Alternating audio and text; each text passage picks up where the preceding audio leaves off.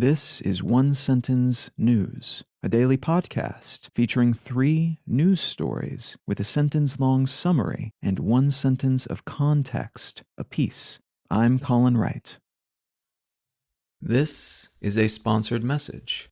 Recently, I started using Anchor as my podcast host. Anchor offers benefits that most other hosts do not. It's free to use, but it also has a collection of tools that allow you to create a podcast completely within the Anchor website or smartphone app. They distribute your show to Apple Podcasts, Spotify, and all the other distribution channels without any additional effort on your part. And you can make money from your podcast without any minimum audience size. So you can use it as a more traditional podcast host like I do, but it's also got everything you need to start a podcast from scratch in one place. If you're keen to give it a shot, download the free Anchor app or go to anchor.fm to get started. It's Monday, April 11th, 2022. Let's talk about the news. From the New York Times, Russia-Ukraine War Summary.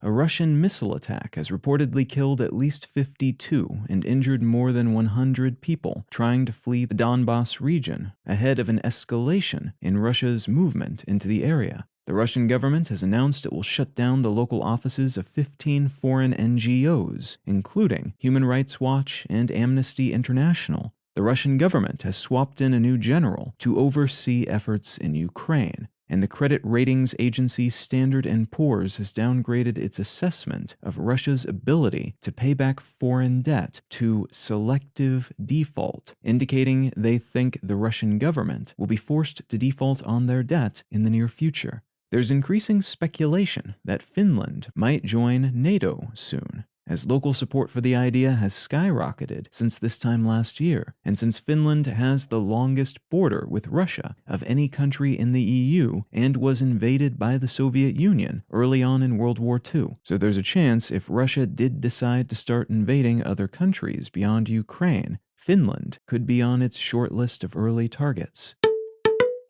From the Wall Street Journal, Frontline and Euronav merged to create Tanker Giant in $4.2 billion stock deal. Norway-based Frontline and Belgium-based Euronav, 2 of the world's largest oil shipping companies, have agreed to a stock-oriented merger that will create a still larger shipping entity. If this merger is approved by regulators, the unified company would be called Frontline, have a market cap of something like $4.2 billion, and a fleet of 77 smaller tankers and 69 very large crude carriers, or VLCCs. This new entity would control around 10% of all VLCCs on the planet.